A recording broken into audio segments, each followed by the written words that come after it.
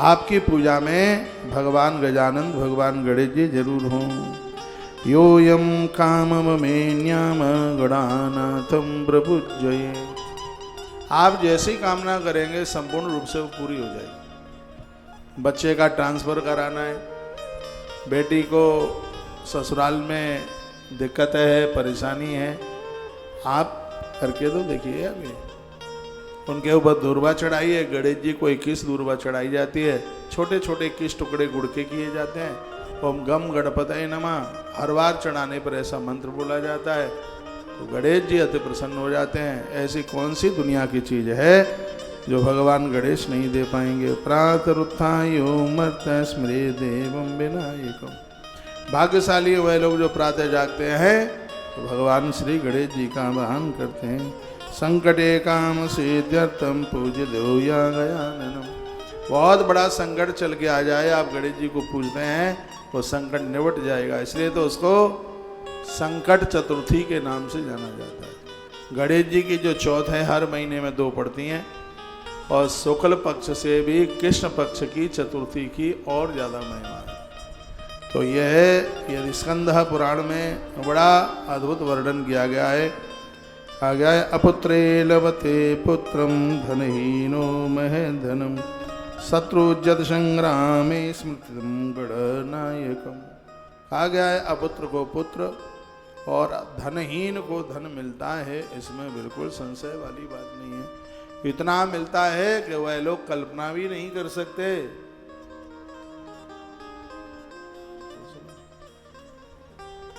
इतना मिलता है कि जिसकी आप कल्पना भी नहीं कर सकते, इतना प्राप्त होता है। विवाहे तस्य तवांक्षितम सर्वम प्रसादात् तस्य सिद्ध्यति। वर्णन किया गया है कि तस्य तवांक्षितम सर्वम, तुम जो चाहोगे भगवान गजानंद वही दे देंगे। आप बहुत व्रत करते होंगे, गणेश चतुर्थी का व्रत कीजिए। मैंने किया है, मैंने कथाएं सुनी है, इसलिए मैंने अपने विद्यार्थी काल में गणेश अथर्व से इसके बहुत पाठ किए, तो उसकी महिमा हम बहुत करीबी से जानते हैं। मराठा में भगवान गणेश की भारी पूजा होती है। और मैं आपको निवेदन करूंगा, ये पुराणों के राइटर तो गणेश ही है। वक्तव्य भगवान व्यास का है, जो लेखनी चली है वो भगवान गजानंद की चली है। मोर पंख हाथ में लेकर कहीं तो ये वर्णन है कि गणेश जी ने अपने एक दांत से सगरे पुराण लिख दिए। उनका जो एक दंत था उससे उन्होंने पुराणों का लेखन किया। बहुत अद्भुत बात है। अब ये विचार करो कि आपके घर में सगरे देवता हैं, गणेश जी क्यों नहीं है? क्यों नहीं है गणेश? कोई भी कार्य पूरा नहीं होता यदि गणेश की पूजा न की जाए। पार्वती मैया का जब विवाह हो रहा था तो मंडप के नीचे वचक महादेव से बोली है कि मुझे पहचानो, मैं पूर्व की सती हूँ। पहले मंडप के नीचे गणेश पूजा नहीं किया, हमें मरना पड़ा, यह गलती अब मत कर देना। गणेश की पूजा जरूर करना। तो ग्रंथों में लिखा हुआ है कि माता पिता ने भगवान गणेश का पूजन किया। इसका मतलब है कि गणेश अनादि हैं। जब कोई नहीं था तब भगवान गणेश थे, और जब कोई नहीं रहेगा तब भगवान गजानंद रहेंगे। वह लोग बड़े भाग्यशाली हैं जो गणेश जी की पूजा करते हैं। सूरदास जी गणेश जी के बड़े भक्त हैं। और ऐसा नहीं है जो रामकृष्ण का भक्त हो और वो गणेश जी की पूजा न करे। कृष्ण के भक्त हैं सूरदास, लेकिन गणेश जी के प्रति उनकी कितनी आस्था है, कितनी श्रद्धा है। ये आरती उन्होंने ही गाई है, सूर जी ने, जो आप बराबर गणेश उत्सवों में आप गाते रहते हैं। जय गणेश जय गणेश जय गणेश देवा, माता जाकी पार्वती पिता महादेवा। फूल चढ़े पान चढ़े और चढ़ मेवा, लडुअन के भोग लागे संत करें सेवा। जय गणेश जय गणेश जय गणेश देवा, माता जाकी पार्वती पिता महादेवा।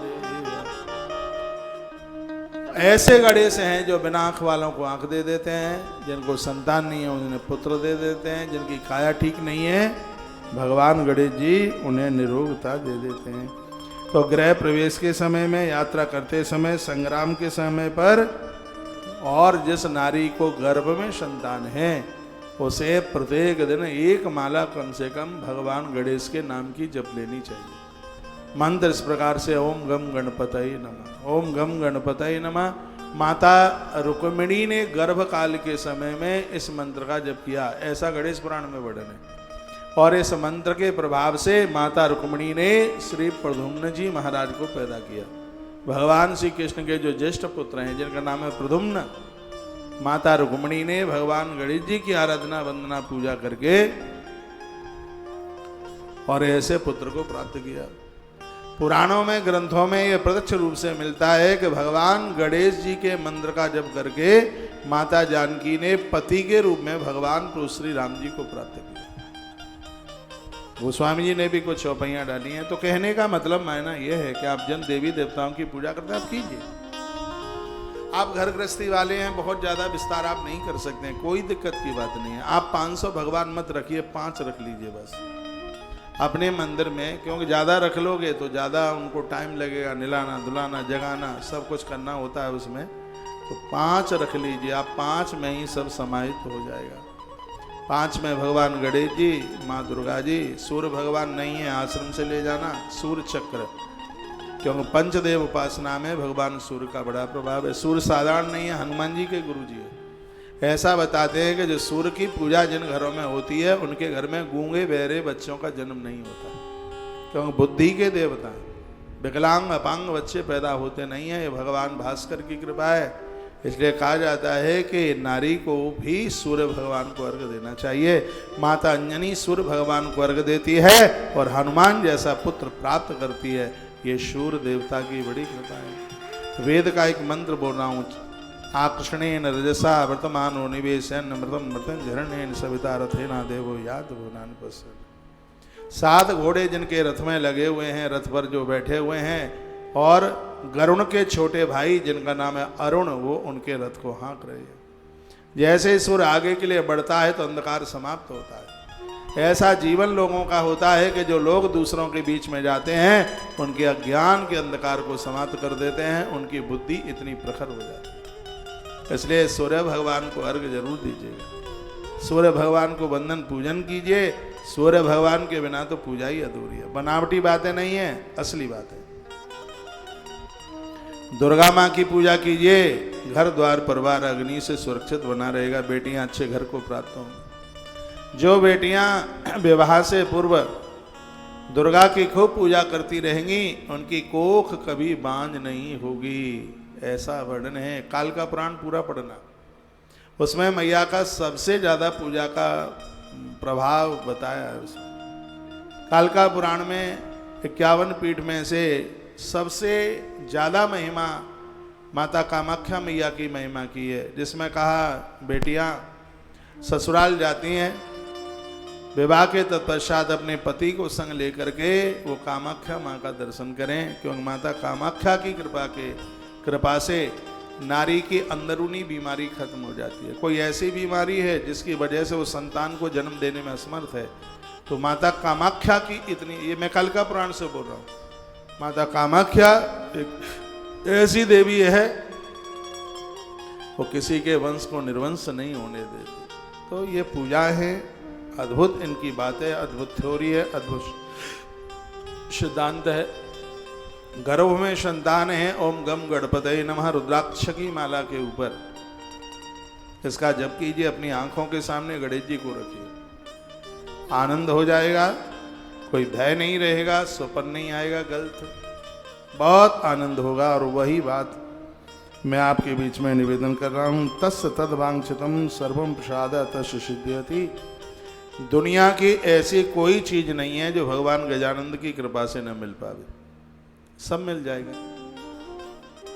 कल से मैं कथा आपको सुना रहा हूँ, मैं अपने हृदय की बात बोल रहा हूँ। जब कल मैं भगवान गणेश की महिमा का वर्णन कर रहा था, जो मेरे मन में बात आई है वो मैं आपको निवेदन कर रहा हूँ। मेरे मन में बात आई, 1 साल के लिए मैं गणेश चौथ का व्रत आरंभ कर दूँ। ऐसा नहीं है कि माताओं के लिए व्रत है, पुरुषों के लिए। भगवान श्री कृष्ण ने गणेश चतुर्थी का व्रत किया द्वारका के सृजन में, द्वारका बनाने के लिए। वो गरुण को बोले थे कि ऐसी जगह ढूंढ करके लाओ ऐसी जगह का चुनाव करो जहां हम आराम से रह सके। मथुरा में गरुड़ का आवाहन भगवान ने किया था, और जहां पर एक दिव्य मंत्रणा हुई थी, आज ब्रज में उसको गरुण देव मंदिर के नाम से जानते हैं, छठीकरा पर स्थान है। श्री गरुण जी ने ही, जहां आज द्वारका विराजते, इस जगह का चुनाव गरुण जी ने ही किया था। ब्रह्म वैवर्त पुराण जैसे ग्रंथों में बड़ी मान कथा है। भगवान श्री कृष्ण ने द्वारका बसाने से पहले भगवान गणेश जी की पूजा की है, गणेश की आराधना की है। इसका मतलब यह है गणेश पूजन के द्वारा आपके मकान भी बन जाते हैं, दुकान भी बन जाती है, कुल मिलाकर किसी भी चीज की कोई कमी नहीं रहती। यह भगवान गजानंद की बहुत बड़ी कृपा है। तस् तद वांछितम सर्वम प्रसादा तस् सिद्ध्यति। आपको मांगने में देर लगेगी, लेकिन भगवान गणेश को देने में बिल्कुल देर नहीं लगेगी। गणेश जी की गायत्री याद कर लो। ओम एक दंताय च विद्महे वक्रतुंडाय च धीमहि तन्नो दंते प्रचोदयात्। पुष्पांजलि के समय पर आरती होने के बाद हाथ में 2 फूल लो और इसको बोल करके भगवान के चरणों में चढ़ा दो। पूजा में जो भी कुछ अपराध हो गया होगा सब समाप्त हो जाएगा। पुष्पांजलि में भगवान गणेश जी की गायत्री को विशेष रूप से लिया ही जाता है। किसी भी देवता की पुष्पांजलि आप कर रहे हैं, उसमें गणेश जी की गायत्री का बोला ही जाता है। इन कथाओं को सुनते सुनते आधे से ज्यादा तो पंडित बन जाओगे, और हम यही तो चाह रहे हैं, आप गंडा मौली के चक्कर से मुक्त हो जाए, तो आनंद के साथ पूजा पाठ आराधना के साथ एक मस्ती का जीवन जिए, एक बिना टेंशन का आप जीवन जिए। हम तो भैया यही चाहते हैं। तत्पश्चात 12 नाम जो गणेश जी के हैं वो गणेश पुराण में वर्णन है।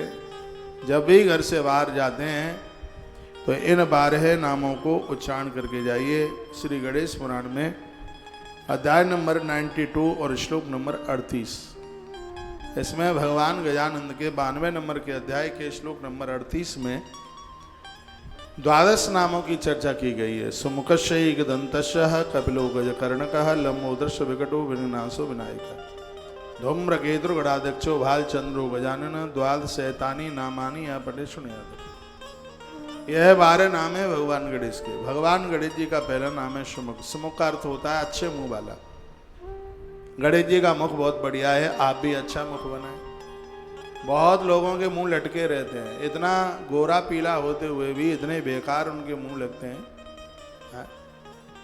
ऐसा लगता है कि खरबूजा तरक गया है।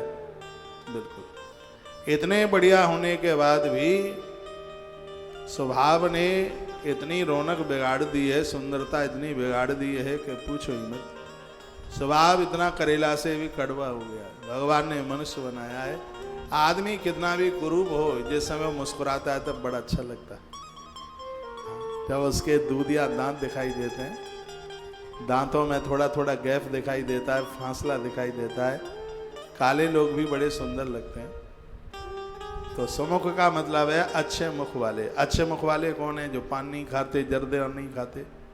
अच्छे मुख वाले कौन है? हैं जो धूम्रपान नहीं करते, बीड़ी सिगरेट गुटखा तम्बाकू ये कुछ प्रयोग ही नहीं करते, गालियां नहीं देते किसी को, अब भदेश भाषा नहीं किसी को बोलते, वही तो सुंदर मुख वाले। उनका ही मुंह सुंदर है, जिनकी जिह्वा से भगवान का नाम निकलता है। सोई सुंदर सोई सुभग शरीर। आज मैं अपनी बेटियों को, बहनों को, माताओं को, सबको कहना चाहूंगा कि सुंदर बनिए। आपको जो कोई देखे देखता ही रह जाए, इतना सुंदर। माता जानकी जब चली थी वनवास के लिए तो खेत में धान काटने वाली स्त्रियां दौड़ दौड़ के, गेहूं इत्यादि फसल काटने वाली स्त्रियां दौड़ के आई और माता जानकी को देखती ही रह गई और पूछने भी लगी, हे देवी अपना परिचय तो बताइए, ये तुम्हारे कौन है सामले सामले से? तो मैया ने क्या जवाब दिया? खंजन मंजू तेरे नैननी निज पति कहे तिनिया सिय सैन। मैया ने नाम नहीं लिया, आपकी तरह नाम थोड़े ही लिया, इशारे में कह दिया कि हमारे साहब है, हमारे पति है। तो आशीर्वाद वो देने लगी, पार्वती सम पति प्रिय हो। एक व्यासपीठ से मैं निवेदन करूंगा, कोई भी बहू बेटियां आपको चरण छूती हैं, बंदन प्रणाम करती हैं, तो उन्हें आप आशीर्वाद क्या देते हैं? आप ये देते हैं मकान बन जाए, दुकान बन जाए, घर भर जाए, बच्चे हो जाएं, ज़्यादातर ऐसे यही तो आप आशीर्वाद देते हैं। और ये भी आशीर्वाद में दे देते होंगे पति की उम्र बढ़ जाए, आयु बढ़ जाए। लेकिन गोस्वामी जी ने कुछ विशेष बात कही है, जब भी कोई नारी आपके चरणों में बंदन प्रणाम करती है, ये आशीर्वाद उसे जरूर दीजिए, बेटी तू अपने पति को बहुत प्रिय हो, ये हमारा आशीर्वाद है तेरे लिए। नारी के लिए इससे बड़ा कोई खजाना नहीं हो सकता कि वह अपने पति को प्रिय। आज बहनें टूट जाती हैं, उसको पति का स्नेह नहीं मिलता, पति का प्रेम नहीं मिलता। ये ग्रंथ कहता है, जो बेटियां भगवान गजानंद को पूजेंगी, जैसे रुक्मिणी के ऊपर कृष्ण का अतिशय प्रेम है, तुम्हारे पति का प्रेम तुम्हारे ऊपर ऐसे ही बरसेगा, सावन के महीने की तरह बरसेगा। करके तो देख लीजिएगा, कोई पैसा खर्च नहीं होगा, तुम्हारा नुकसान हो जाए तो फाइन मेरे ऊपर लगा देना। करके देख, बेटियां गणेश जी के ऊपर दुर्वा चढ़ा, बहुत आनंद हो जाए, कमाल हो जाएगा। अच्छा घर मिलेगा, अच्छा वर मिलेगा। गणेश चौथ की कथा तो यदि किसी ने सुन ली है तो फिर तो बात ही अलग है।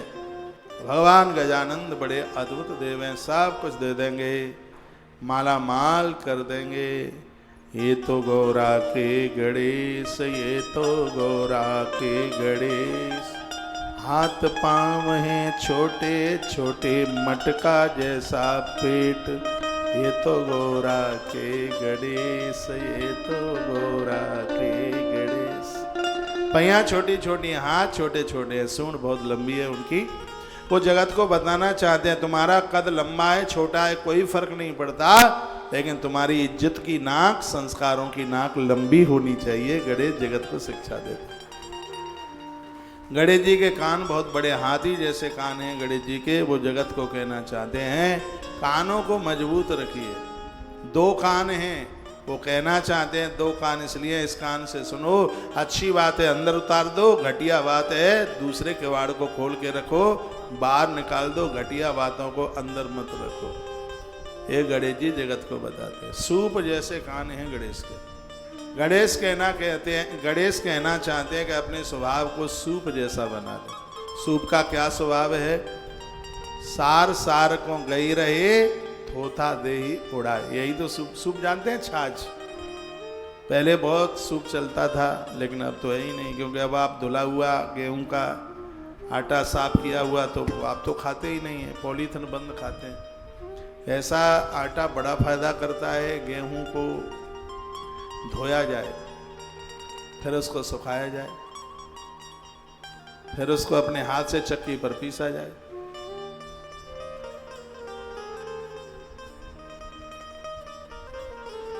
पीस लिया,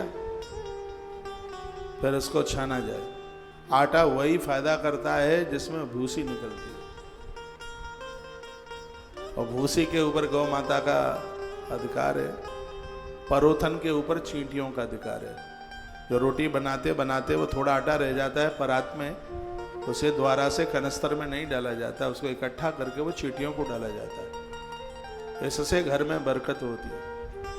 आटे में थोड़ा सा चने का आटा डाला जाए, इससे उस आटे का दोष समाप्त होता है। चना स्वास्थ्य के लिए तो लाभदायक है ही, विचारों के लिए भी ये बहुत लाभदायक है।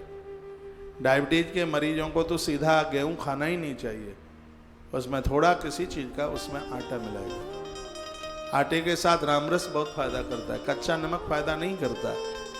ये रामरस मैं कहूँगा दिन में ना हो पावे तो रात को तो आप ऐसी ही रोटी खाइए जिसमें आटे में थोड़ा चने का आटा, थोड़ा सा उसमें रामरस हो जाए, तो थोड़ी सी अजवाइन डाल लें उसमें। पेट में गैस नहीं बनेगी, पेट फूलेगा नहीं, रात को नींद भी आराम से आ जाएगी। रात को फूल गोभी मत खाइए, रात को उड़द की दाल मत खाइए, रात को अरबी मत खाइए। ये जो बादी की जो गरिष्ठ चीज़ें हैं, इनको रात्रि में मत लीजिए। अपना थोड़ा स्वास्थ्य का ध्यान रखें। जो लोग सूर्यास्त होने से पहले भोजन कर लेते हैं, उनके सोने में और भोजन में 3 घंटे का अंतर रहता है, वो तो कभी बीमार ही नहीं हो सकते। आज इतनी दवाइयाँ खा रहे हैं, भसक का भर भर के दवाइयाँ खा रहे हैं, किसी का घुटना दुख रहा है, किसी की कमर दुख रही है, ये लापरवाही आपकी है। तो वो तो यही बात हो गई, आप बैल मार मुझे, पैसा खर्च कर करके बीमारियों को बुलाया जा रहा है, समय से उठते नहीं है, जागते नहीं है। भगवान शंकर ने एक ग्रंथ है जिसका नाम है गुरु गीता। भगवान महादेव ने पार्वती को कहा कि हे देवी, जो भोर में जल्दी नहीं जगते वो कभी ब्रह्मचारी नहीं हो सकते। ब्रह्मचारी का मतलब इंद्रियां उनकी अपने बस में नहीं हो सकती हैं, वो लोलुप हैं, वो कामी लोग हैं, वो विलासी लोग हैं, वो भोगी हैं, वो वासना में गड़े हुए लोग हैं, जो भोर में जल्दी नहीं जाग पाते। रोगी को रात में नींद नहीं आती, योगी को भोर में नींद नहीं आती। वो बहुत अच्छे लोग हैं जो सुबह नींद नहीं लेते। नींद लेने के लिए रात का ही समय है, सुबह का समय तो भगवत स्मरण का है। खुले अंबर आकाश को देखिए, जो उगते हुए सूर्य से पहले आकाश को देख लेता है उसका जीवन अमृतमय हो जाता है, उसकी जिंदगी निहाल हो जाती है, वह बीमारियों को जीत लेता है, कोई बीमारियां उसको टच नहीं कर सकती। अपनी जिंदगी को एक ठीक से जी लिया जाए तो ज़्यादा बढ़िया। जीवन को कूड़ा दान बना दिया, पता नहीं कौन से जन्म का बदला लेना चाह रहे हैं। खा गोलियां, टैबलेट, दे इंजेक्शन, कुछम कुच्छा, सब जीवन खत्म कर लिया, कुछ बचा ही नहीं। ऐसा जीवन जियो कि बीमार होने की जरूरत ही ना पड़े। आपकी लापरवाही आपको रोग बना दे। भोर में जल्दी जागिए, भगवत स्मरण कीजिए, जप कीजिए, थोड़ी एक्सरसाइज कीजिए, व्यायाम कीजिए, वृक्षों से मिलिए। जैसे रिश्तेदारों से मिलते हो भोर में, ऐसे पेड़ों से मिलिए।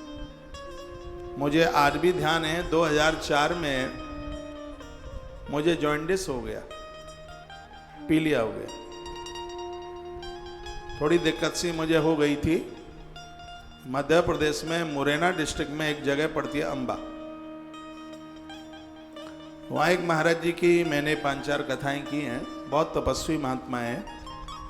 तो पांडाल टेंट वेंट की तो वहाँ कोई व्यवस्था नहीं थी। गुरु पूर्णिमा पर कथा होती थी, चौमासे की कथा, और व्यासपीठ पर बैठकर मैंने उतरना सीखा नहीं, सो पूरा पानी खोपड़िया पर पड़ता रहा, और उससे थोड़ी सी मुझे दिक्कत हुई, और फीवर ऐसा आया कि वो टूटने का नाम ना ले, बुखार जाने का नाम ना ले। मुझे कोई एक अच्छे से आदमी मिले, तुलसीवन आश्रम में ही था मैं, उस समय की बात है, नया नया आश्रम बना था।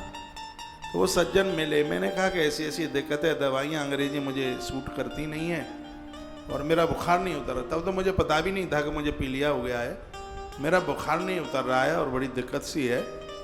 उन्होंने कहा कि कहीं तुम्हें कोई पीपल का पेड़ मिल जाए तो छाती भर करके उससे मिल करके उसको कहना, हे ब्रह्मदेव, मैं बहुत बीमार हूँ, अब मुझसे यह बीमारी झेलती नहीं है, मेरे बुखार को तुम ले लो। और मैंने विश्वास भी कर लिया उनका हाल, और आप विश्वास करेंगे, मैं उस पीपल के पास, ये यहीं है आगे एक राघव आश्रम, उसके सामने वो पीपल का पेड़, जब भी मैं निकलता हूँ तो मैं उससे कहता हूँ, और मेरे दोस्त कैसे हो तुम। जब भी वो बात मुझे याद आ जाती है, आज भी निकलता हूँ तो उसके आसपास फिर हमने बहुत पीपल के पेड़ लगाए। तो मैं 3 दिन गया, पहले ही दिन में मुझे असर हुआ, तीसरे दिन में तो ऐसा असर हुआ, मुझे लगता है कि शायद आज तक मुझे फीवर नहीं आया हो। मैंने कभी बोला ही नहीं होगा व्यासपीठ से कि मुझे बुखार आ गया। उस वृक्ष ने हमारे बुखार को ले लिया। रोहतक के पास में एक ऐसा कोई सरोवर है, वहाँ मैं नहाने को चला गया। ये टोना टोट के नहीं है, रोहतक के पास में है। मैंने 2-3 दिन वहाँ पर डुबकी लगाई, पूरा पानी पीला हो जाता था। वहाँ पे बहुत लोग आते थे, पीली आमो सरोवर को देख करके आ गए। तो इतनी सी बात मैं आपको इसलिए कह रहा हूँ, पेड़ों से आप बात कीजिए। महात्मा भीष्म ने वृक्षों के बारे में बहुत कुछ कहा। वन पर्व है उसका, महाभारत का, युधिष्ठिर को उन्होंने कथा सुनाई है। हो सकता है कि जिन बच्चों को तुमने जन्म दिया है वो तुम्हारे लिए गया जी में पिंडदान करने को न जाए, लेकिन तुमने जो पेड़ लगाए हैं वो मनुष्य का रूप धारण करके अपने दाता के लिए पिंडदान करने के लिए श्री गया जी पधारते हैं। ऐसे वृक्षों से बात करना सीखो। हमारे साथ में एक कोई स्टेज बनाने वाले कोई सज्जन थे, थोड़ी ज़्यादा पुरानी बात है वो, तो हम कहीं कथा करने को जा रहे थे, वो आदमी लेट हो गया, वो पूरा डेकोरेशन करता था वो। मैंने कहा कि भाई तुम इतने क्यों, मुझे अपनों से बात करने में बहुत आनंद आता है। परसों के दिन मैं गौशाला में था, यूँ तो रोज ही जाता हूँ। एक एक ग्वारिया को मैं गले से लग करके मैं मिला।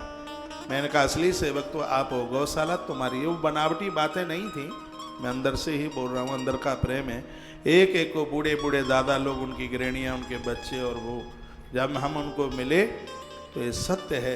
एक बूढ़ा क्या बोल रहा था दादा, उसकी उम्र 63-64 साल की होगी, उसका बेटा भी वहाँ काम करता है। कहता है बेटा मैं रहूँ या ना रहूँ, महाराज जी की गौशाला छोड़ के मत जाना। इतना प्रेम करने वाला मैंने 60 साल की आयु में कोई देखा नहीं। आप लोगों से न मिलें, इससे बड़े आप नहीं हो सकते। आप लोगों के बीच में रहें, आप बड़े तवई हैं। महाराज दशरथ की सत्ता का कलश है ऊपर मंजिल पर रखा रहा, लेकिन प्रभु श्री राम जी का राम राज्य केवट के कठवते में से प्रकट होता है, गरीबों की दुआओं से प्रकट होता है। आप राम को पढ़ते, मैं तो इन नेताओं को बोलता रहता हूँ कि भारत की राजनीति उलाने पाम राम की तरह अंतिम व्यक्ति तक पहुँच जाए, तब इस धरती पर, इस देश में राम राज्य की स्थापना हो सकती है। दीनों से मिलें, गरीबों से मिलें, इसी में मनुष्यता, इसी में स्नेह, इसी में प्रेम। आपके यहाँ नौकर रुकते नहीं है, रसोई आपके यहाँ नहीं रुकता, माली आपके यहाँ नहीं रुकता, ड्राइवर आपके यहाँ नहीं रुकता, तो इसका मतलब है कि आपके अंदर खोट है। ये सब गलतियाँ उनको ही नहीं है। आप बहुत बड़े धनवान बन गए, आप पैसे वाले बन गए, आपको ऐंठ आ गई, आपको अकड़ आ गई है, आपको लगता है कि हम बहुत बड़े हो गए हैं। तो इसमें बड़प्पन नहीं है। बड़प्पन तो इसमें है जो गिरते हुए को उठाने का काम करता है। बड़प्पन उसमें है। आप अच्छी सी बेटी बनिए, अच्छे से बेटा बनिए। मैं कोई आपको उपदेश तो दे नहीं रहा हूँ, मैं तो सीधी सी कथा कह रहा हूँ। मैं यह निवेदन कर रहा हूँ, प्रातः आप जागते हैं, आप वृक्षों को मिलिए, उनसे बात कीजिए, उसमें से आप पेड़ बात करते हैं। मेरे पास तो प्रमाण है कि वृक्ष बात करते हैं। व्यास के घर में एक बच्चे ने जन्म लिया, जन्म लेते ही वो वन के लिए चल पड़ा। भगवान वेद व्यास उसका पीछा करते हैं, कहते हैं बेटा रुक जाओ। तो वृक्ष क्या जवाब देते हैं, पुत्रेत तन्मय। वो क्या कहते हैं, तरवो में नेदू, तरुओं ने यानी वृक्षों ने जवाब दिया। वृक्ष बात कर रहे थे, पेड़ों ने कहा कि इस बेटे के पीछे मत भागो, जैसे तुम्हारी दौड़ इस बच्चे के पीछे, ऐसे दौड़ कहीं भगवान के लिए हो जाए तो कल्याण हो जाएगा। ये पेड़ बोले थे, ये वृक्ष बोले थे। हमारी तो संस्कृति बड़ी अद्भुत है। सुबह का समय इतना अच्छा होता है, आनंद। आज बहुत बच्चे बाहर से आए हैं यहाँ, बहुत माताएं ध्यान कर रही थी, नाक बंद करके अनुलोम विलोम कर रही थी वो, और बड़ा अच्छा लग रहा था। सुबह का समय ऐसा होता है, आपको 10-20 सालें तो ऐसे बढ़ जाएंगे, आप निरोगी हो जाएंगे, आप बीमारी ही नहीं होंगे, और ये अभी का अभ्यास मृत्यु पर्यंत तक छूटेगा नहीं। और मैं बेटियों को ज़्यादा कहना चाहूँगा, अभी तुम्हारे पास उतनी जिम्मेवारियाँ हैं, उतनी जिम्मेवारियां नहीं हैं जितना कि विवाह के बाद तुम्हारे पास जो जिम्मेवारियां बढ़ जाएंगी। पूरा तुम्हारा जीवन बच्चों में, पति में, सास ससुर में सिमट जाएगा। ना तुम मौसी के यहाँ जा पाओगी, ना तुम बुआ के यहाँ जा पाओगी, ना तुम पियर आने को तुम्हें समय मिलेगा। तुम्हारी वो दुनिया कुछ कोई दूसरी दुनिया होगी, लेकिन ये समय तुम्हारे पास सीता बनने के लिए, ये समय तुम्हारे पास राधा, और यही समय तुम्हारे पास पार्वती बनने के लिए। पार्वती को पढ़ा करो, माँ जानकी को पढ़ा करो। ये बहुत धार्मिक थी, ये बहुत धार्मिक थी माता जानकी, बहुत धार्मिक। माता पिता के द्वारा जो जेब खर्च के लिए जो पैसा मिलता था, माता जानकी ने बावलियाँ बनवाई थी, कुएं खुदवाए थे, और उन्हीं सत्कर्मों के द्वारा भगवान राम उन्हें पति के रूप में मिले। आप जो भी धर्म सत्कर्म करते हैं उसका परिणाम आपको ही प्राप्त होता है, उसकी वापसी होती है, वो आपके ही पास में चल के आता है। आपको बहुत धार्मिक होना चाहिए, और ऐसा स्वभाव में बातों बातों में क्रोध कर लेना, मुंह लटक जाना, रूठ जाना, ये नारी के लिए अच्छे गुण नहीं है। रूठना, मुंह लटका लेना, नाक फुला लेना, ये जैसे वो भौरा भुन करता है तो वो भी बोलती नहीं, ले भुन भुन भुन भुन, मुझसे तो बोला भी नहीं जा, भुनभुनाती रहती। तो ये आदत ठीक नहीं है, ये बिल्कुल बढ़िया नहीं है। अच्छी बेटी बनी है, तुम्हारे चरण पड़ने से तो वो घर अवध बन जाए। तुम्हें इतना बढ़िया बनना है। और ये बेटियां ये देश की आन बान और शान रही हैं। भगवान गणेश जी की पूजा उन बेटियों को सीता बना देती है, उन्हें राधिका बना देती है, और भगवान गणेश जी की जो पूजा है वो उन्हें पार्वती बना देती है। ये कथा पार्वती ने ही तो सुनी है। कुंवारा जीवन है, अविवाहित जीवन है, उनके पिता हिमाचल प्रदेश ने उन्हें कथा सुनाई, और विवाह के बाद में उनके पुत्र गणेश जी ने कथा सुनाई। गणेश जी के प्रकट होने पर भी गणेश पहले से थे, कृष्ण के प्रकट होने से पहले कृष्ण थे, राम के प्रकट होने से पहले राम थे। ये तो अनादि हैं, अनंत हैं, बहुत लंबे समय से। तो मैं वहीं आ रहा हूँ सुमुखश्यई के दंतश्य। गणेश जी का पहला नाम है सुमुख। सुमुख का अर्थ है, सुमुख का अभी हमारे पास कल का दिन और है। दो बातें मैं आपको बोल दूं। एक तो बात यह है, पता नहीं फिर मुझे ध्यान रहेगा कि नहीं, बात यह है कि 24 और 25 दो दिन विवेक विहार फेस फर्स्ट और हनुमान जी बालाजी का मंदिर है और वहाँ 2 दिन की कथा है। हनुमान जी के ऊपर है। जेठ के महीने में हनुमान जी की पूजा कितनी प्रभावशाली है। दिल्ली एनसीआर वहाँ के आसपास के लोग आ सकते हैं, आप जरूर पधारिएगा। 2 दिवसीय इस कथा को सुनिए और इस कथा को हम कैंसर अस्पताल के लिए कर रहे हैं। तो जल्दी अब उसका काम आरंभ करने की व्यवस्था की जा रही है। तो बीच बीच में हमें 2-4 कथाओं के बाद में एक कार्यक्रम कैंसर हॉस्पिटल के लिए भी संग संग लेकर के चलना है। तो ये 2 दिवसीय कार्य उसके लिए है। आप जरूर पधारिए, बढ़ चढ़ करके सहयोग कीजिए। पूरा एनसीआर, जहाँ तक मेरी आवाज़ जा रही है, आप आ सके पधारिए। 3 बजे से लेकर 7 बजे तक कार्यक्रम है। 25 तारीख को दिल्ली में वोट है। कथा सुनने के लिए भले ही मत आना, लेकिन वोट डालने के लिए सब जाना, सबको जाना है, क्योंकि मत को भी दान के रूप में लिया गया, इसलिए तो उसका नाम है मतदान। आपका एक वोट अच्छे व्यक्ति का चुनाव करता है तो उससे भारत माता मुस्कुराती है। आपके चुनाव का इतना बड़ा प्रभाव है। आपके इस चुनाव के द्वारा, अच्छे चुनाव के द्वारा सड़कें बनती है, अच्छे चुनाव के द्वारा अस्पताल बनते हैं, अच्छे चुनाव के द्वारा ही तो देश की ग्रोथ बढ़ेगी।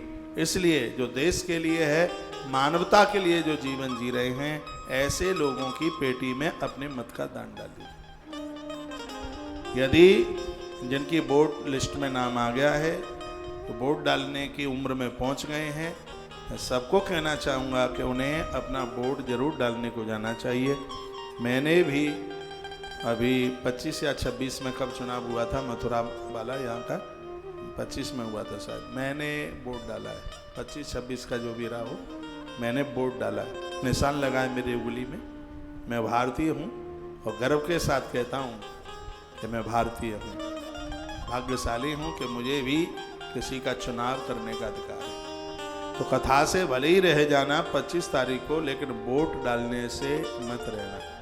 वोट 10 बजे तक, 11 बजे तक, 12 बजे तक, 1 बजे तक डाल देना। इसलिए 3 बजे से कथा है, आप आराम से 3 बजे से लेकर 7 बजे तक हनुमान जी महाराज का चरित्र आप सुन सकते हैं। वोट भी डल जाएगा और कथा भी आप सुन लेंगे। घर का काम तो जिंदगी भर चलता रहेगा, लेकिन ये सौभाग्य, ये मौका नहीं मिल पाएगा। 24 और 25 2 दिन का जो कार्यक्रम है दिल्ली विवेक विहार में, पहली बार जा रहा हूँ क्षेत्र में, आप जरूर बालाजी हनुमान जी के मंदिर पधारिए। गर्मी लगेगी नहीं, क्योंकि पूरा का पूरा हॉल एसी है, पसीना आएगा नहीं। वैसे शरीर के लिए पसीना फायदेमंद है। आप पधारिए। बजरंगी का महात्म्य, हनुमान जी की महात्म्यता, महिमा, ये विस्तार पूर्वक 2 दिन में हनुमान जी के उन चरित्रों का हम आनंद लेंगे। इसलिए आप अवश्य में जरूर पधारिएगा। और एक सूचना और मुझे आपको देनी है। वो सूचना ये है कि हमारी गौ माता को 12 दिन से खल नहीं मिली, आज 13वां दिन है। कल मैंने मीटिंग की, काय की वजह से गायों की खल नहीं मिल पाई। इसलिए नहीं मिल पाई क्योंकि गौ माता के चारे के फंड में, क्योंकि 2.5 करोड़ रुपए का भूसा खरीदा। जो बात है वो स्पष्ट है। यहाँ से, यहाँ आपसे क्या छिपाना है, आपको तो सब कुछ बता देना है।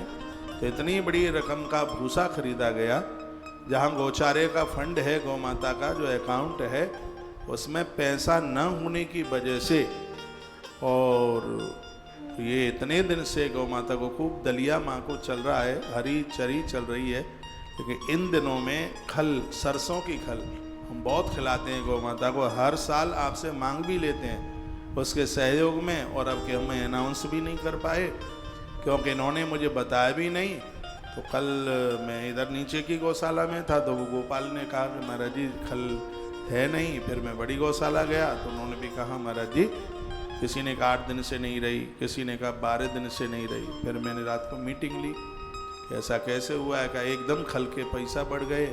26-27 रुपया किलो थी, वो एकदम 30 रुपया किलो हो गई। इंतजार किया जा रहा था कि थोड़ी सस्ती हो जाए, और सबसे और दिक्कत की बात यह रही कि महाराज जी इसके फंड में पैसा नहीं है। तो मैंने रात्रि को ये सोच लिया था और ये मैं बहुत याद करके आया था कि कहीं मैं भूल ना जाऊं, और अभी मुझे याद में है इसलिए मैं अनाउंस कर रहा हूं।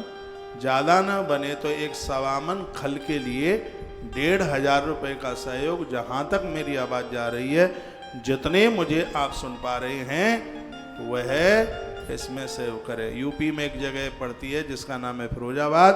फिरोजाबाद से आज ही सुबह 700 बोरे खल के खरीदे गए हैं और वह हमें 2970 रुपये में पहुँच खल यहाँ मिली है। भाड़ा सब उसी का, 1 कुंटल खल 2970 रुपया, 2970 रुपये में। तो हम आपसे 50 किलो खल का सिर्फ 1500 रुपया और 1 कुंटल खल का आप 3000 रुपये का आप सहयोग कर दें तो गौ माता के लिए बहुत अच्छा हो जाएगा, बहुत बढ़िया ये हो जाएगा। हर साल हम कुछ सरसों भी बो लेते थे, आपके सरसों की फसल कुछ मारी सी गई, उसमें आलू कर दिया। आप जितना भी सब्जी में आलू खा रहे हैं, सब्जी में ये गौ माता की ज़मीन से ही हुआ है।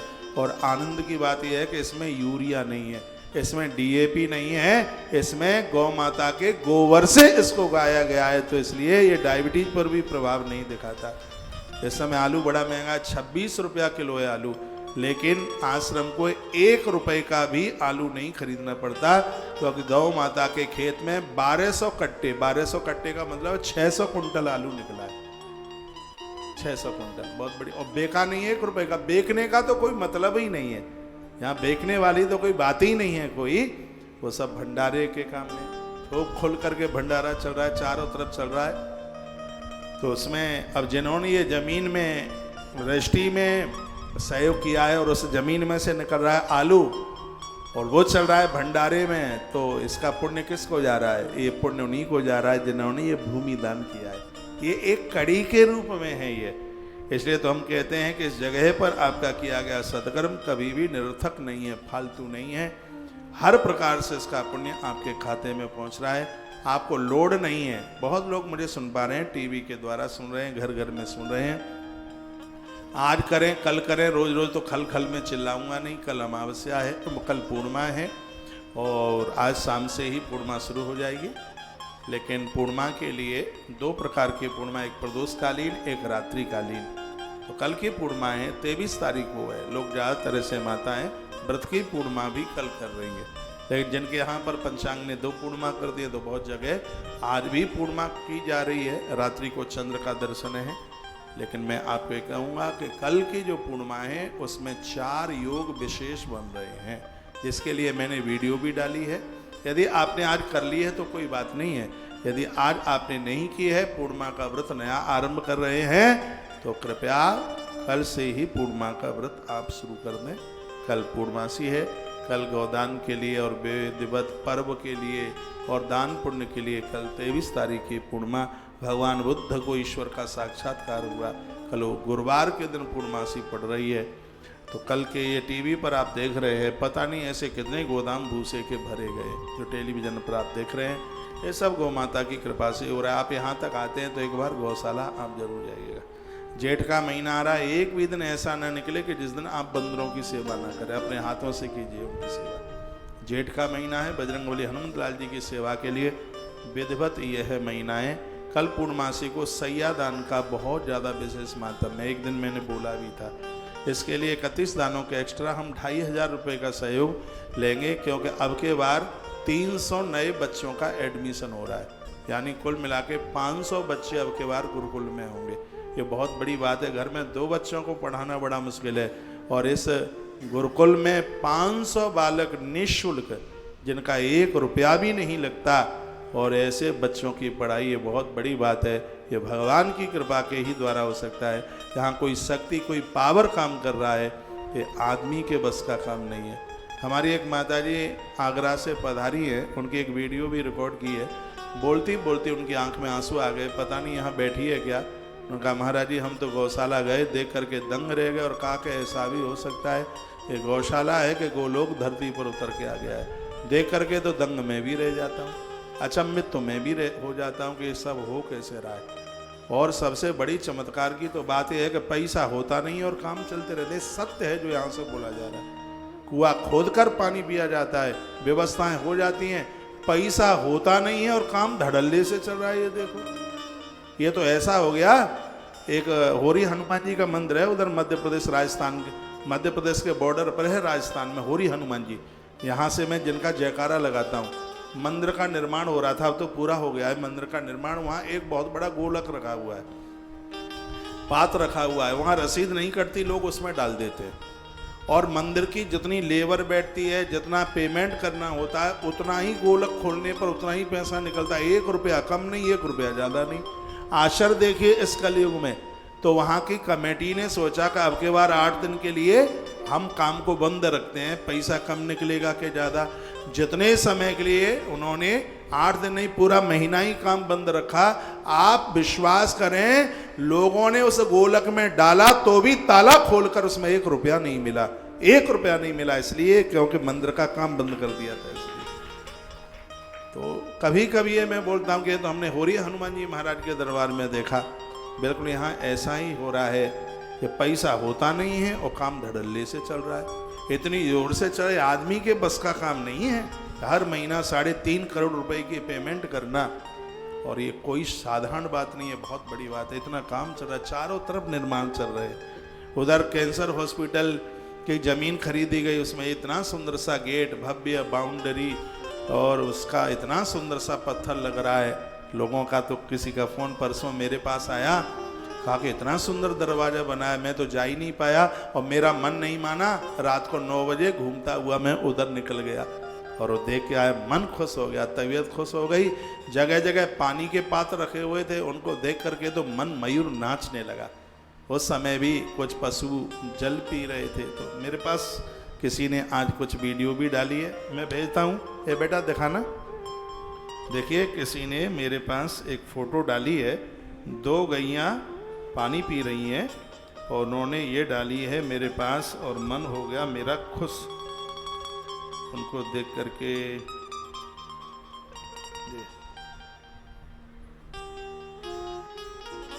और यहाँ तो सगरी बातें हैं प्रमाणित कही जाती हैं। दिखाना बेटा।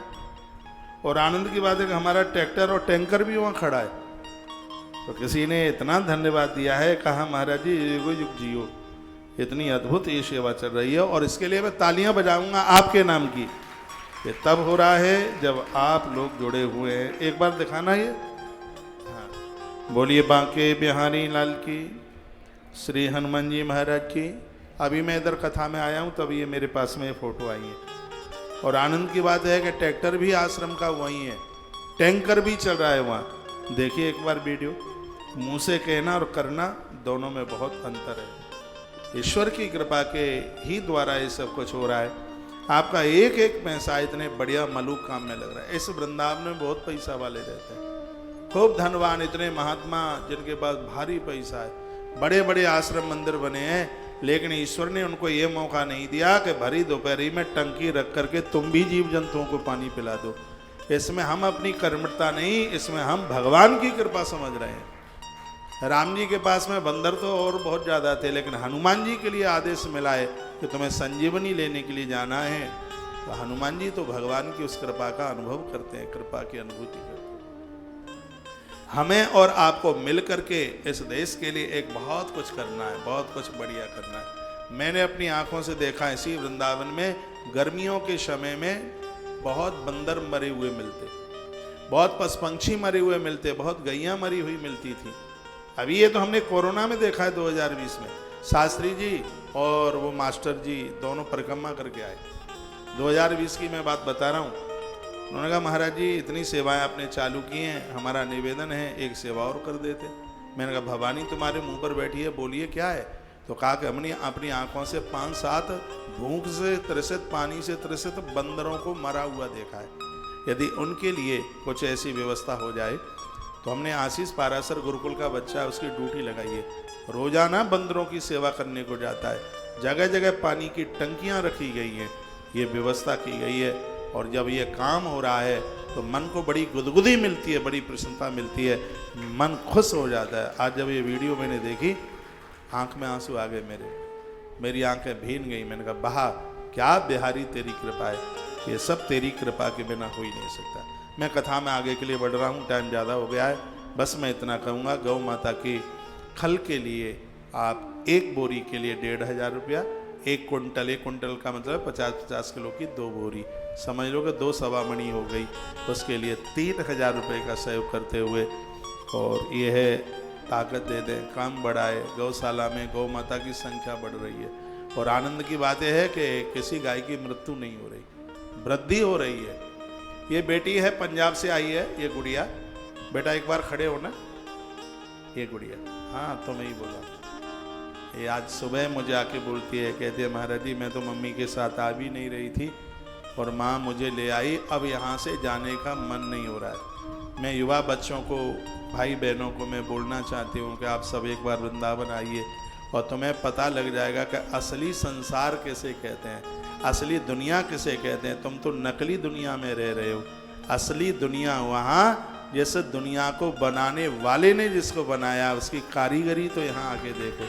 यहाँ कितनी खुशी मिल रही है, यहाँ कितनी प्रसन्नता मिल रही है। बेटी बोली है आज ये, और जो भी युवा बच्चे सुन पा रहे होंगे, बेटा बैठ जाओ, जो भी युवा बच्चे सुन पा रहे होंगे, मैं तो उनको कहूँगा एक बार वृंदावन आइए, मिल के जाइए, हमारी तुम्हारी कुछ बातें होंगी, तुम चल के तो आओ, यहाँ का नज़ारा तो देखो, यहाँ का आनंद तो देखो। जिस दुनिया वाले ने दुनिया को बनाया है, यहाँ लोग क्या आनंद में घर से दुखित आते हैं, दुनिया भर का टेंशन होता है, बीमारी में आते हैं, डायबिटीज बढ़ी हुई होती है, इंजेक्शन 2-2 ठोके जा रहे हैं, लेकिन यहाँ खूब आलू चावल खाते हुए भी कोई परहेज नहीं, मस्ती के साथ जी रहे हैं। कहते हैं 400 थी महाराज जी 120 रह गई, ऐसा बोलते हैं। इस जगह को भगवान का वरदान सिद्ध हो रहा है। और आनंद की बात है, यहाँ कोई पैसा नहीं लगता, न रहने का न भोजन का। होटल में रहते हैं तो पेट में धुक धुक होती है कि आज इतना फिर बढ़ गया, 1500 कमरे का, फिर इतना 1500 बढ़ गया। हाँ, वहाँ तो कमरे में सामान ले जाने से पहले खाली करने की पहले पड़ती है। जिस दिन कमरा चेकआउट हो गए तो ये देखा जाता है कि 10:30 कितनी देर में बज रहा है, थैला पहले बाहर निकालना है। यदि 10:30 से 11:45 बज गए ना तो 1 दिन का किराया और लग जाएगा। ऐसा ही लगता है, क्योंकि मैं बाहर गया हूँ तो कमरा होटल का लेके मैं भी रहा हूँ ना, इसलिए मुझे पता है। मैं बच्चों को बोलूँगा देखिए ना, देख 10:30 से 11:45 न बज जाने, 1500 और ले लेगा, तो वो पता है मुझे। लेकिन यहाँ कोई दिक्कत नहीं है, कोई दिक्कत नहीं। बेटी कहती है मम्मी को, मम्मी छूट जाने दे रेल। महाराज जी ने तो कहा है कि पैसा राष्ट्र के खाते में जाता है तो वो भी एक यज्ञ है। चलो हमारी टिकट का पैसा सरकार के खाते में ही तो जा रहा है, मम्मी 1 दिन और रुक जाइएगा ना, कल चलेंगे। यहाँ तो बच्चे ऐसे बोलते हैं। जिंदगी जीने में बहुत आनंद हो रहा है। कल पूर्णिमा का दिन है, आप जो भी जितने भी लोग आ सकें आप जरूर पधारिएगा, आप जरूर आइएगा। आश्रम छोटा है, लेकिन मैं बराबर कहता हूँ जिसके दिल में जगह है उसके ही घर में जगह है। जिसके दिल में जगह नहीं है, मकान कितना भी बड़ा हो उसके घर में भी जगह नहीं होगी। हम तो छोटे से लोग हैं, छोटे से आदमी हैं, और लेकिन आपके साथ आत्मीयता बहुत है। देश बहुत बड़ा है, लोग तरसते हैं, साधु तरसते हैं इस वृंदावन में कि लोग आवें, लेकिन लोग वहाँ तक पहुँचते नहीं हैं। लोग मुझे कहते हैं कि इतने लोग आपके यहाँ कैसे आ जाते हैं। आप विश्वास करें, मैंने कोरोना काल से लेकर अभी तक 12 लाख लोगों से संपर्क किया है। 12 लाख लोग, ये बहुत बड़ी बात होती है। हमारे पास में उसका डाटा बना हुआ है 12 लाख लोगों का। ये छोटी बात नहीं है, बहुत बड़ी बात है। तो इसमें क्या मेरी आत्मीयता नहीं है? क्या इसमें मेरा अपनापन नहीं है? लोगों से खूंखार होकर के तुम बात करोगे, डांट कर बात करोगे, लटके मुंह से बात करोगे, तो आदमी एक बार आ जाएगा, दोबारा से नाम नहीं लेगा। लेकिन भगवान ने ऐसा स्वभाव दिया, यहाँ तो लोग दौड़ते दौड़ते आते हैं, दौड़ते दौड़ते आते हैं। आनंद होता है जब आप यहाँ पहुँचते हैं। आपसे बड़ा हमारा रिश्तेदार कौन है? आपसे बड़ा हमारा कौन है? मेरा रिश्तेदार वो है जो बांके बिहारी का रिश्तेदार है, और आप यहाँ ठाकुर जी के रिश्तेदार बन करके आए हैं। तो लोग दुनियादारी के रिश्तेदारों की इतनी खुशामद करते हैं, जो भगवान का रिश्तेदार बन के आया उसका तो अति आदर होना चाहिए, उसका तो ज़्यादा से ज़्यादा रेस्पेक्ट होना चाहिए। आप इस आश्रम को कभी भूलना मत। आप यहाँ आते रहिएगा, यहाँ हर चीज़ आपकी है। जब हम आपके हैं तो यहाँ की कौन सी चीज़ आपकी नहीं है। खुले हृदय से आप यहाँ रहिए। कल पूर्णिमा है, हम और आप सब मिलकर कल शाम को 5 बजे से लेकर के 7 बजे तक गौशाला के जाले उतारेंगे, झाड़ू लगाएंगे, वहाँ वाइपर चलाएंगे। कल पूर्णिमा को एक 2 घंटे की अद्भुत सेवा गौशाला को समर्पित कर देंगे। गौशाला दमक जाएगी, चमक जाएगी। गायों को नहलाएंगे, पाइप हाथ में लेके कोई खुरचेगा, कोई नहलाएगा। देखो गायों को नहलाने में कितना आनंद आता है। आप 50 हों कि 500 हों, कल सब मेरे साथ गौशाला होंगे। 5 बजे से लेकर के 7 बजे तक पूरी गौशाला को चमका देंगे। एक एक गाय के ऊपर पाइप चलेगा। कल बहुत आनंद आएगा। कल हम सेवा पूर्णिमा मनाएंगे। बुद्ध पूर्णिमा है, कल वैसाखी पूर्णिमा है, हमारे लिए कल सेवा पूर्णिमा है। सब लोग वहाँ, आश्रम की बड़ी वाली गाड़ी यहाँ होगी। आपके पास वाहन है तो अपनी गाड़ी से जाइए, नहीं फिर उसमें बैठ करके आपको गौशाला तक ले जाया जाएगा। वहाँ से फिर यहाँ वापस भेजा जाएगा। किसी के हाथ में झाड़ू होगा, किसी के हाथ में वाइपर होगा, किसी के हाथ में पाइप होगा। कल गौशाला में सेवा अभियान है। मैं कल तक इधर हूँ, परसों तो मुझे भी जाना है, फिर पता नहीं कब लौट के आ रहा हूँ, चार्ट देखना पड़ेगा। बहुत आनंद आया। 21 तारीख से मैं इधर ही हूँ। मुझे 1 महीना हो गया है, बहुत लंबे समय के बाद में इतना रुकना हुआ है। बैसाख का महीना बिहारी जी के चरणों में निकला है। ये बांके बिहारी जी महाराज की बड़ी कृपा हुई है। एक बार मैं फिर निवेदन आपको करूँगा कि कल जो लगभग 500 एडमिशन हो रहे हैं, उसके लिए हमें बिस्तर, सैया इत्यादि की आवश्यकता है। इससे बड़ा सैयादान क्या होगा। जो सैयादान करता है उसके प्राण बिस्तर पर नहीं निकलते, और जिसके प्राण बिस्तर पर नहीं निकलते उसे ऊपर की यात्रा करने में कष्ट नहीं होता। ये मैंने गरुड़ पुराण से सुनाया है। एक 2500 रुपये का सहयोग लिया जा रहा है सैयादान का, इससे आप चूकना मत। 2500 रुपये आपके पास 2500 बार आएंगे, लेकिन 2024 की बैसाख पूर्णिमा अब जीवन में कभी नहीं आएगी। कल 4 योग चल करके आए हैं, तो बहुत लंबे समय के बाद में ऐसी पूर्णिमा चल करके आ रही है। तो कल के सैयादान के नाम आज से ही आप लिखा दीजिए, और एक विशेष रूप से गौ माता के लिए 1 कुंटल खल या आधा कुंटल खल, आधा कुंटल 1500 रुपया, 1 कुंटल 3000 रुपये का सहयोग करते हुए, और इस सेवा कार्य को एक शक्ति दे दें, इस सेवा कार्य को एक ताकत दे दें। जिनके पास में खूब भगवान ने अपार संपदा दी है वो 10 कुंटल भेजिए, 5 कुंटल भेजिए, और कम ज़्यादा भेजिए, जितना बने। मैंने भले ही अनाउंस कम का कर दिया है। यदि आपके पास, कल कोई माताजी बैठी हुई थी, उन्होंने कहा महाराज जी कल की सेवा क्या है। मैंने कहा साबुत मूंग की सेवा है। का सहयोग कितना है। मैंने कहा 400 रुपया है। धन्य हो मैया। कहती है कि नहीं महाराज जी चलो, आपने इतनी छोटी सेवा बोल दी है, लेकिन हम 4000 रुपया जमा कर रहे हैं। 10 किलो वो कितना उसका केजी, उन्होंने हाल फ़ोन भी लगाया था बाज़ार में, उसका क्या रेट था। तो हमने तो 400 रुपये का जितना भी आ जाएगा उतना साबुत मूंग की भारी महिमा है। साबुत मूंग बहुत ज़्यादा, इसके बैसाख के दानों में बहुत बड़ा उसका महात्म्य है, और वो सेवा आज की है।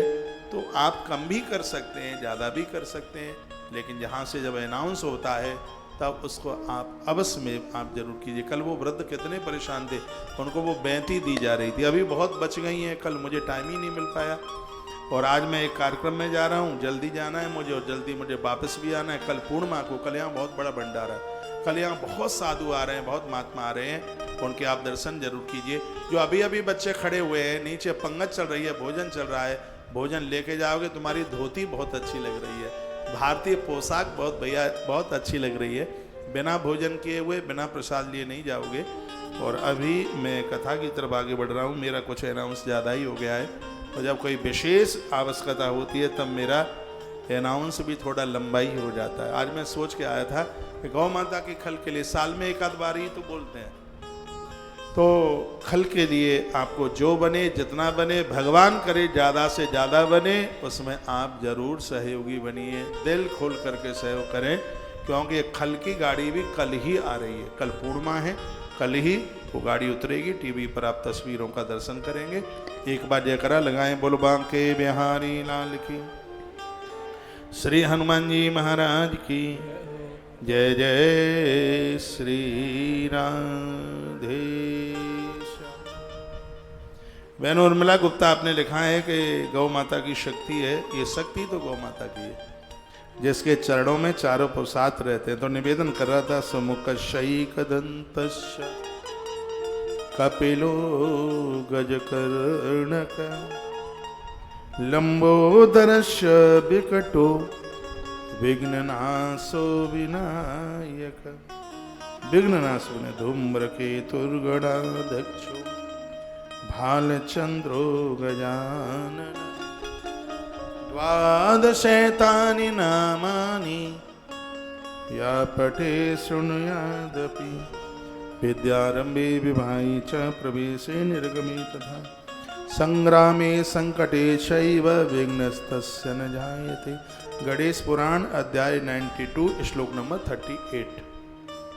ये 12 नाम ऐसे हैं गणेश जी के जो हर मांगलिक कार्य में सबसे पहले जिनका उच्चारण किया जाता है।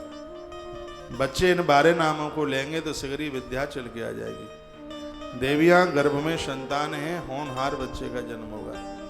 राजा 12 नाम रोज लेगा, प्रजा उसकी अपनी हो जाएगी। एक कोई योद्धा 12 नाम लेगा, वो दुश्मन का कलेजा चीर करके रख देगा। भगवान गणेश जी के ये 12 नाम बहुत अद्भुत हैं, बहुत विशेष हैं। तो ये 12 नाम रोजाना इन्हें उच्चारण कीजिए, पूजा में बोलिए। काम रूपणी चोग्रा तेजवती सत्या संपृक्ता विघ्न नाशिनी।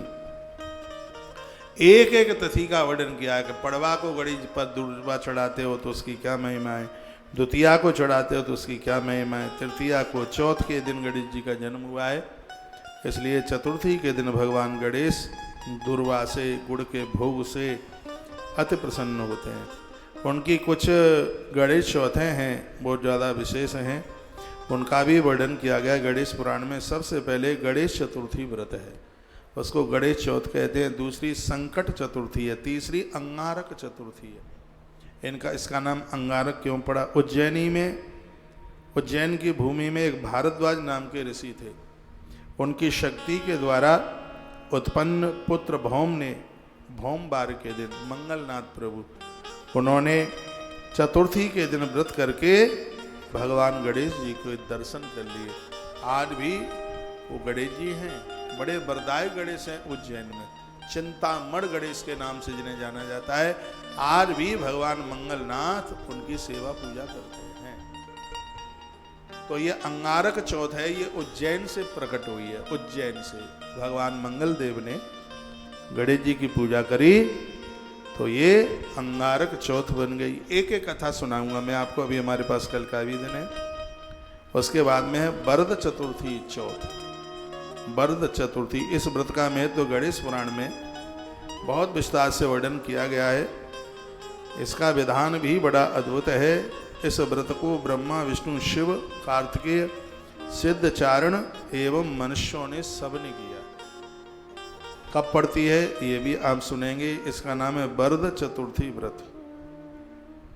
भाद्र शुक्ल चौथ को चंद्र दर्शन निषेध है, ऐसा गणेश पुराण में वर्णन है। उस दिन नहीं दर्शन किया जाता। यो जपेद भक्ति पूर्वम तो लभे दीप्शतम फलम। गणेश पुराण में वर्णन है, जो श्रद्धा से भगवान गणेश के मंत्र को जपेगा उसे अभीष्ट फल तत्काल प्राप्त हो जाएगा। तो कलयुग में भगवान गणेश जी की पूजा बहुत ज़्यादा सिद्ध है, बहुत जल्दी फल मिलता है। कहा गया है कि 21 दूर्वा भगवान के ऊपर रोज चढ़ाइए या हर बुधवार को चढ़ाइए। कहते हैं कि एक चांडाली एवं रासव, संस्कृत में रासव कहते हैं और हिंदी में इसको कहते हैं खर, अंग्रेजी में इसको कहते हैं डोंकी, संस्कृत में इसको कहते हैं रासव, गधर्व भी कहते हैं। और एक वृषभ कहते हैं बैल। कि गणेश मंदिर में जाने पर उनके कृत्यों से गणेश जी की मूर्ति पर दूर्वा गिरने मात्र से गणेश जी ने प्रसन्न होकर एक विमान आया और उस पर दोनों मनुष्य शरीर बनाकर भगवान के धाम चले गए। कहते हैं कि वो चारा खा रहे थे, मुंह में चारा लेते हुए दूर्वा अचानक, बगल में गणेश जी की प्रतिमा थी, उनके मुंह से दूर्वा गिर गई और दूर्वा को गिरते ही उनको मनुष्य शरीर मिल गया। एक विमान आया, विमान पर बैठता हुआ वो बैल में से भी मनुष्य बन गया और खर्व में से भी मनुष्य बना। दोनों भगवान के धाम के लिए चले गए। ये तो धोखे से दूर्वा चढ़ गई, उसका परिणाम देखिए। जो जान करके भगवान गजानंद के ऊपर दूर्वा चढ़ाते हैं उन्हें आनंद हो जाता है, सगरी बीमारियां समाप्त हो जाती हैं। दूर्वा चढ़ाने से वंश वृद्धि बहुत ज्यादा बढ़ती है। यह दूर्वा की बहुत बड़ी मैं वंश वृद्धि बढ़ती है। जैसे दूर्वा धरती में फैल जाती है, गणेश जी के ऊपर दूर्वा चढ़ाने से परिवार में भी इतना ही विस्तार हो जाता है। कहा गया है, बताया गया, बालक रूपधारी गणेश जी ने अनलासुर को निगल लिया था एक बार। एक अनलासुर बहुत बड़ा राक्षस हुआ था। भगवान देखो, भगवान चारों युगों में आते हैं, ऐसा एक भी युग नहीं है। सतयुग में भगवान आते हैं तब वो सिंह पर बैठ करके आते हैं भगवान। त्रेता में भगवान आते हैं तब वो मोर पर बैठ के आते हैं गणेश। और द्वापर में भगवान गणेश आते हैं तब वो चूहे पर बैठ के आते हैं। और कलयुग में भगवान गणेश आते हैं तब वो घोड़े पर बैठ करके आते हैं। चारों युगों में भगवान गणेश का अवतार होता है। लिखने लायक बात थी लेकिन आप नहीं लिख पाए। सतयुग में भगवान गणेश आते हैं तो सिंह पर, गणेश जी की सवारी शेर पर होती है। त्रेता में आते हैं तो भगवान गणेश मयूर मोर पर बैठ के आते हैं। द्वापर में गणेश जी आते हैं तो चूहे पर बैठ के आते हैं। और कलयुग में गणेश जी आते हैं तो घोड़े पर बैठ करके भगवान गजानंद आते हैं। एक बार भगवान गणेश ने एक राक्षस को निगल लिया जिसका नाम था अनलासुर। वर्णन है, अनलासुर को निगल कर उसको कंठ में धारण कर लिया। बताते हैं उनके ताप की शांति, वो आग सी जल रही थी, गर्मी बहुत ज्यादा दहक रही थी। तब महापुरुषों ने भगवान गणेश जी के ऊपर दूर्वा अर्पण करी। बताते हैं कि दूर्वा के रस से शरीर में अग्नि जो प्रकोप है वो शांत हो जाता है। आयुर्वेद में तो बड़ी अद्भुत, अभी मैंने एक दिन निवेदन किया है, किसी के पांव में जलन पड़ती है, लौकी के 2 टुकड़े गोल काटो, उसके ऊपर सरसों का तेल डालो, फिर तलवे में घिसो, जलन खत्म हो जाएगी, पाम की जलन खत्म हो जाएगी। दूर्वा का रस लेने से उदर की, पेट की जलन खत्म हो जाती है। ये दूर्वा आयुर्वेद में इतना इसका विस्तार है। तो महापुरुषों ने दूर्वा चढ़ाई। मिथिला में जनक के नगर में संपूर्ण अन्न को भक्षण करने पर भी भगवान गणेश जी जब अतृप्त रह गए थे और उस समय भगवान गणेश के ऊपर लोगों ने दूर्वा चढ़ाई। कौंडन्य की पत्नी आश्रया जिसका नाम है, उसने दुर्वांकुर चढ़ाया। दुर्वांकुर चढ़ाया, भगवान कुबेर वहीं प्रकट हो गए थे। और कुबेर ने कहा था जो गणेश जी के ऊपर दूर्वा चढ़ाता है मैं पूरा खजाना उस भक्त के लिए लुटा देता हूं, बताओ तुम्हें धन कितना चाहिए, क्योंकि तुमने गणेश के ऊपर दूर्वा चढ़ाई। एक बार फिर सुन लो ये बात। जब महात्मा कौंडन्य की पत्नी आश्रया जिसका नाम है, उसने भगवान गणपति को दूर्वा चढ़ाई तो कुबेर इतने प्रसन्न हो गए कि भगवान कुबेर वहां प्रकट हो गए। तो भगवान कुबेर कहने लगे, बोलिए बताइए तुम्हें कितनी संपदा चाहिए, जो गजानंद के ऊपर दूर्वा चढ़ावे मैं अपना पूरा खजाना उसके ऊपर लुटा देता हूं। आप बोलें कि आपको कितना क्या चाहिए। ये भगवान श्री कुबेर जी ने बात की। तो भगवान जैसे शंकर जी बेलपत्र चढ़ाने से अति प्रसन्न होते हैं, बहुत खुश हो जाते हैं, ज्यादा ही खुश हो जाते हैं बेलपत्र से। उसी प्रकार से 2 चीज हैं गणेश जी के चढ़ाने पर गणेश अति प्रसन्न हो जाते हैं, एक है दूर्वा और दूसरा है समीपत्र। समीपत्र भी भगवान गजानंद के ऊपर चढ़ाया जाता है। तो ऐसी बड़ी अद्भुत कथाओं का वर्णन किया। आरंभे सर्व कार्याणाम प्रवेशे वापि निर्गम। किसी भी कार्य को आरंभ कर रहे हो तब भी आप गणेश जी का ही नाम लीजिए, और जब कार्य पूरा हो जाता है तब भी भगवान गणेश के नाम से ही पूजन करके उसको पूरा कीजिएगा। ये सर्वथा ताम भजंती देव जड़ा दरिद्रा प्रवृंदते भी। जो गणेश जी को नहीं भजेगा घोर दरिद्रता उसके जीवन में आ जाएगी। ऐसा श्री गणेश पुराण अंतर्गत वर्णन किया गया है। गणेश पुराण में भगवान गणेश जी के दिव्य मंत्रों की बड़ी महिमा का वर्णन किया। कहा गया लेकिन इन मंत्रों को आप किसी गुरु किसी सजग समझदार के मुख से सुनकर उसकी विधि जान करके और तब ही उस मंत्र का आप जप